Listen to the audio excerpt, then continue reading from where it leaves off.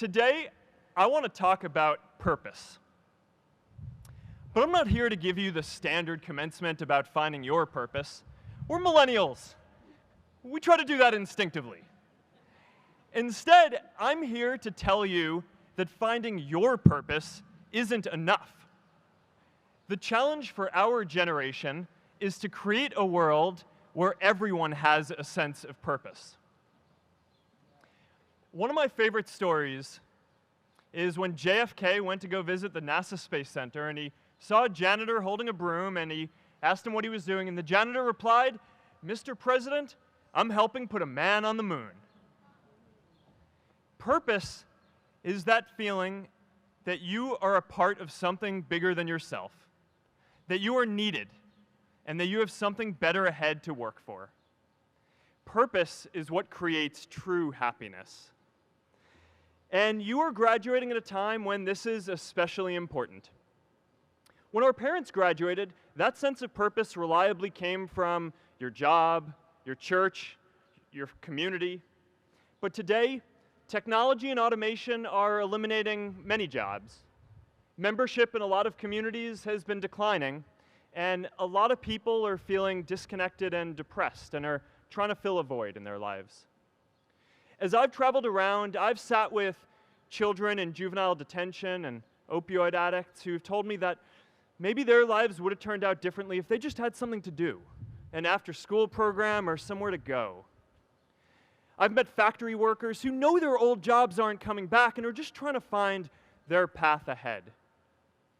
For our society to keep moving forward, we have a generational challenge to not only create new jobs, but create a renewed sense of purpose. I remember that night I launched Facebook from that little dorm in Kirkland House. I went to Noakes with my friend KX, and I remember telling him clearly that I was excited to help connect the Harvard community, but one day someone would connect the whole world. The thing is, it never even occurred to me that that someone might be us. We were just college kids. We didn't know anything about that.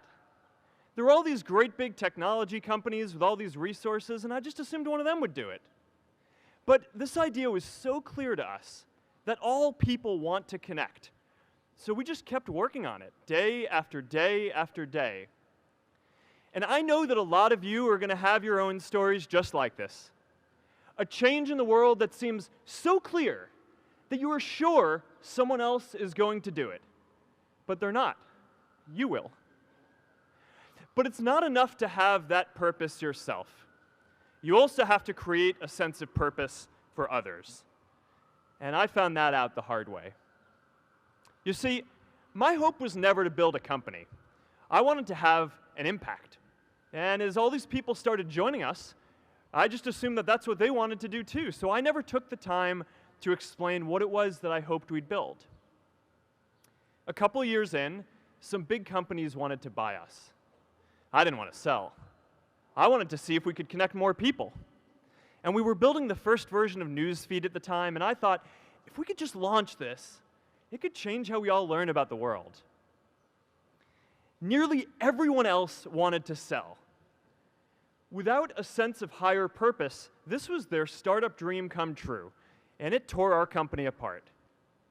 After one particularly tense argument, one of my close advisors told me if I didn't agree to sell the company right now, I would regret that decision for the rest of my life.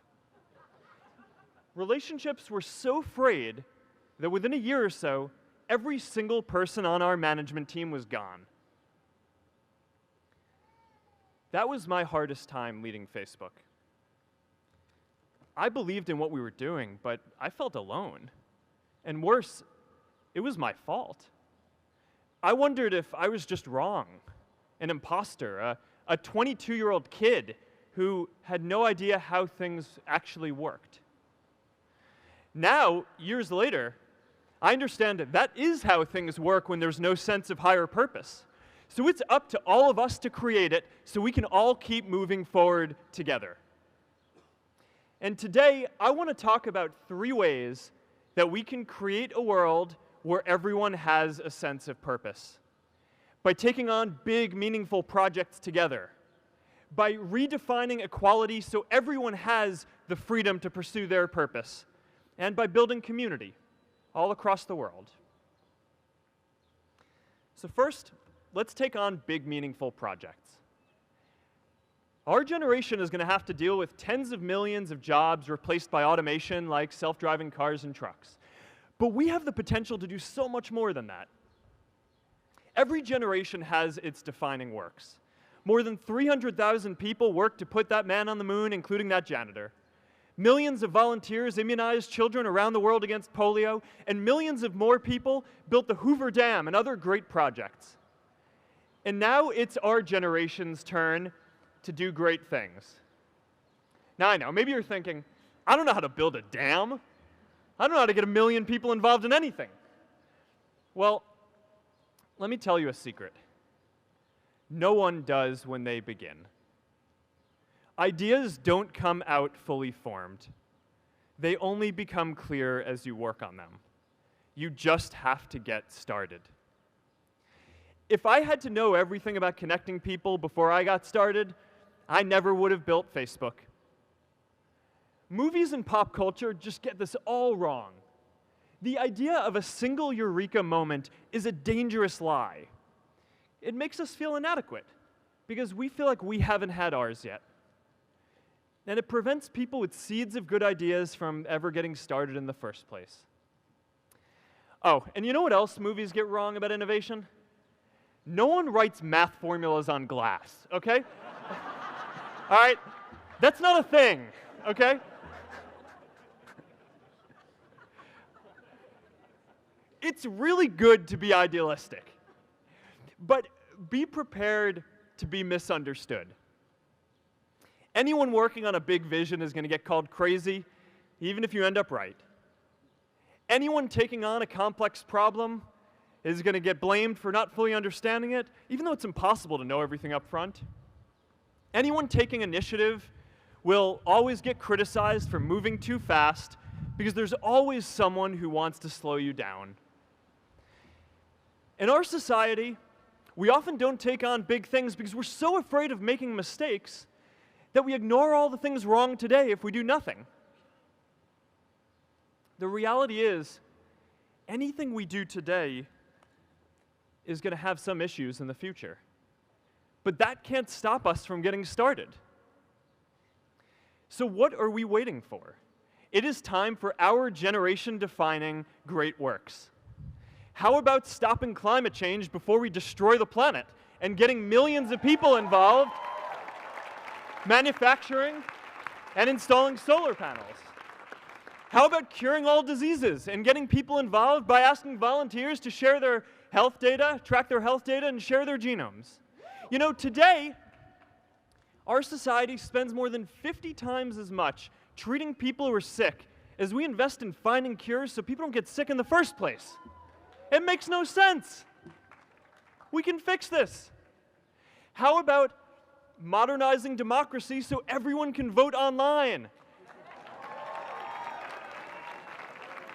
And how about personalizing education so everyone can learn? These achievements are all within our reach. Let's do them all in a way that gives everyone in our society a role. Let's do big things, not just to create progress, but to create purpose.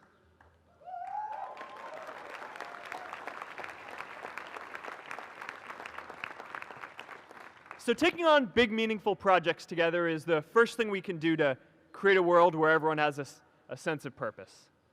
The second is redefining our idea of equality so everyone has the freedom to pursue their purpose. Now, many of our parents had stable jobs throughout their careers, but in our generation, we're all a little entrepreneurial, whether we're starting our own projects or finding our role in another one. And, you know, that's great, because our culture of entrepreneurship is how we create so much progress. An entrepreneurial culture thrives when it is easy to try lots of new ideas.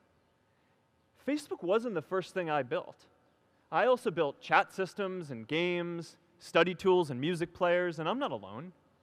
J.K. Rowling got rejected 12 times before she finally wrote and published Harry Potter. Even Beyoncé had to make hundreds of songs to get Halo. The greatest successes come from having the freedom to fail. Now, today, we have a level of wealth inequality that hurts everyone. When you don't have the freedom to take your idea and turn it into a historic enterprise, we all lose. And right now, today, our society is way over-indexed on rewarding people when they're successful, and we don't do nearly enough to make sure that everyone can take lots of different shots. Now, let's face it, there is something wrong with our system when I can leave here and make billions of dollars in 10 years, while millions of students can't even afford to pay off their loans, let alone start a business.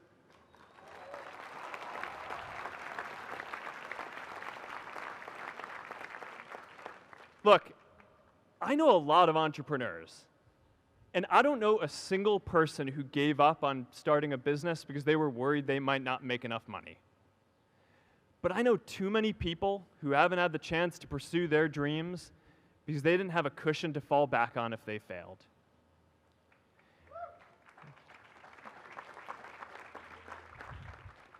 We all know you don't get successful just by having a good idea or working hard. You get successful by being lucky too. If I had to support my family growing up instead of having the time to learn how to code, if I didn't know that I was going to be fine if Facebook didn't work out, then I wouldn't be standing up here today. And if we're honest, we all know how much luck we've had to get to this point in our lives. Every generation expands its definition of equality. Previous generations fought for the vote and civil rights. They had the New Deal and Great Society. And now it's time for our generation to define a new social contract.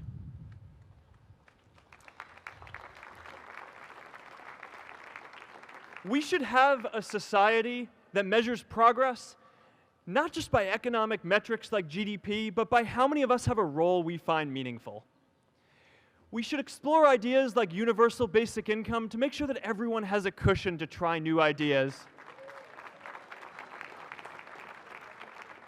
We're all going to change jobs and roles many times, so we need affordable childcare to get to work and healthcare that's not tied to just one employer.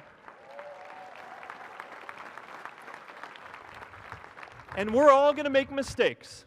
So we need a society that's less focused on locking us up and stigmatizing us when we do. And as our technology keeps on evolving, we need a society that is more focused on providing continuous education through our lives.